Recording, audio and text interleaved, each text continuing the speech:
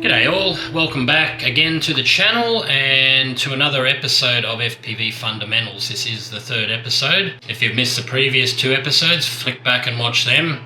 It's a series designed for those wanting to get into FPV fixed wings and are unsure about some of the components that we use that you don't normally use if you fly line of sight. In this episode we're going to be looking at ExpressLRS and just try and explain it a bit more simply and why it's best for long range in my opinion. If you've ever had a signal dropout or just want to fly further and safer, you'll want to understand this one. By the end of this video, you'll know exactly how ExpressLRS works and why it's so reliable and why it's the best choice for long range FPV. So what exactly is ExpressLRS?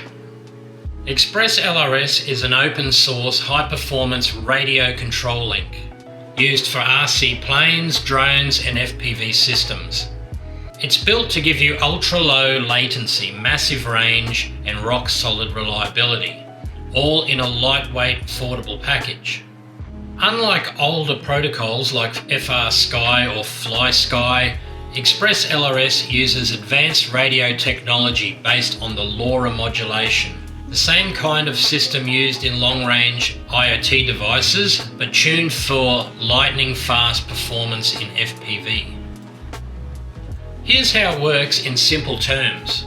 Your radio transmitter module sends control packets over the air to your receiver on the plane. ExpressLRS uses efficient, low-power digital encoding, meaning it can send more data with less noise, and it's incredibly resilient even at the edge of signal range. It dynamically adjusts link quality, power and packet rate to maintain the strongest possible connection. This is why with ExpressLRS you can fly several kilometers out and still have full stick control, even at just a few hundred milliwatts of output power. So what makes it better than the older systems? Let's break it down into four big reasons. Number one is the range.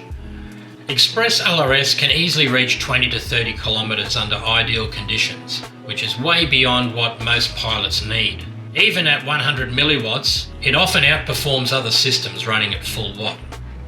Number two, latency. It's also incredibly fast. With packet rates up to 500 Hz, your stick movements are almost instant. That's why many racers and long-range pilots have switched to ExpressLRS. Number three, reliability. Thanks to advanced frequency hopping and error correction, ExpressLRS stays locked in even in noisy RF environments. It won't randomly fail-safe like the older analog systems did. And number four, it's completely open source, meaning anyone can build hardware, improve the firmware, or add new features. And because of that, ExpressLRS receivers and modules are usually cheaper than their competitors. That community-driven development is what's really pushing the new tech forward very fast. Setting up ExpressLRS is simpler than it looks. You'll need two main parts. A transmitter module, this plugs into the back of your radio, and a receiver. This mounts in your plane and connects to your flight controller via a UART. One of the coolest features is both modules can be updated wirelessly via Wi-Fi. You just connect your module's hotspot, upload new firmware using ExpressLRS configurator, and you're done. No cables are needed. You can even bind new receivers with a simple bind phrase instead of pressing tiny buttons. If you're flying fixed wings or long-range aircraft, using iNav, ExpressLRS integrates beautifully.